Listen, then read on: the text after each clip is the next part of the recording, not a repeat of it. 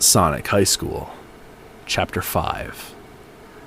It was the end of the day at school, and it was time that Sonic and Tails got back on the bus at the bus stop to board it all the way home from school. "We are on the bus now," said Tails. "No more classes." Tails was happy, but sad because he is smart.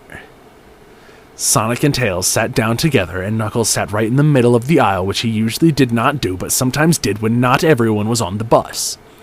It looked like Espio and Rouge were not on the bus because they were too busy getting ready to go sex tonight, now that they are boyfriend and girlfriend.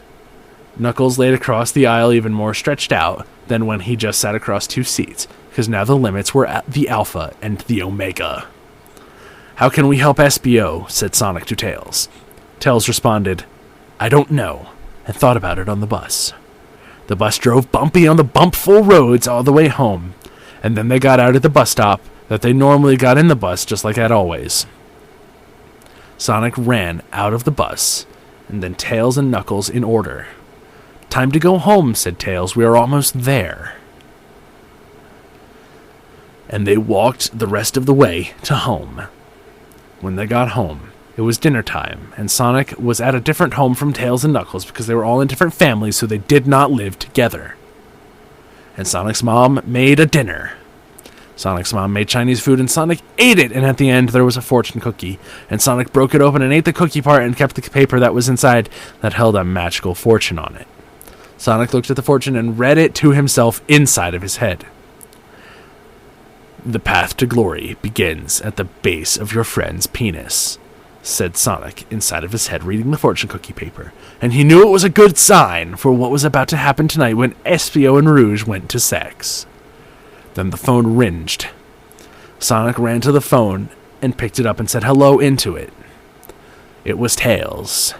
"I have an idea," said Tails on the phone to Sonic, who was listening but not speaking. "I can give Espio my invisibility hat for the science convention, and he can use it to do sex for Rouge."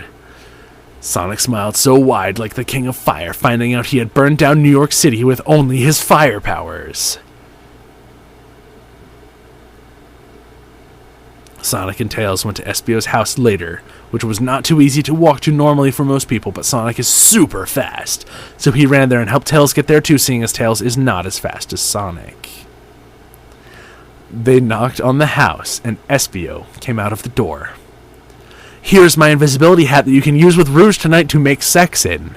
It makes it impossible to see and impossible to hear you when you are wearing this hat, or when someone who is wearing this hat wants you to be impossible to see and impossible to hear," screamed Tails, whose voice was a little hoarse from ordering food with the lunch lady whose hearing was lost in an earthquake in her childhood. Tails had to say the things he wanted so loud, and she would still say what, and Tails wondered why she even had ears if she wasn't going to use them.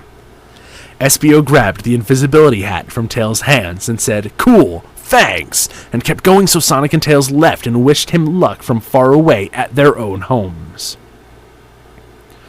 Back at home, Sonic thought that it would be good that Espio could get sex into Rouge, so then he could explain it to Sonic, and Sonic would know how to find Amy's sex spots even better, because otherwise he would have to read about it online, because all he knew about was kissing, which wasn't really the sex, but it was probably kind of the same thing, and Sonic would just read about it online before talking about it anyway, because he would know the right word for the things then.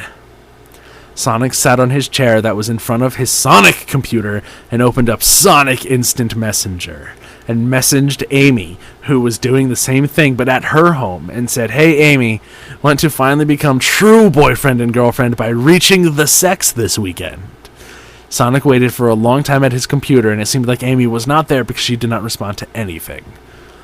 Sonic played games online and beat all the final bosses, because he was like an alien sent to Earth to destroy records by others, and then finally responded.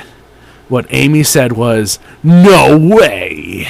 Sonic was so shocked, his brain must have felt like a total idiot.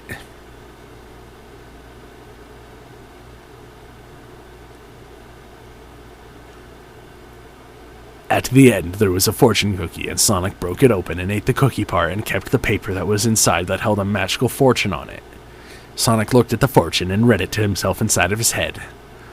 The path to glory begins at the base of your friend's penis.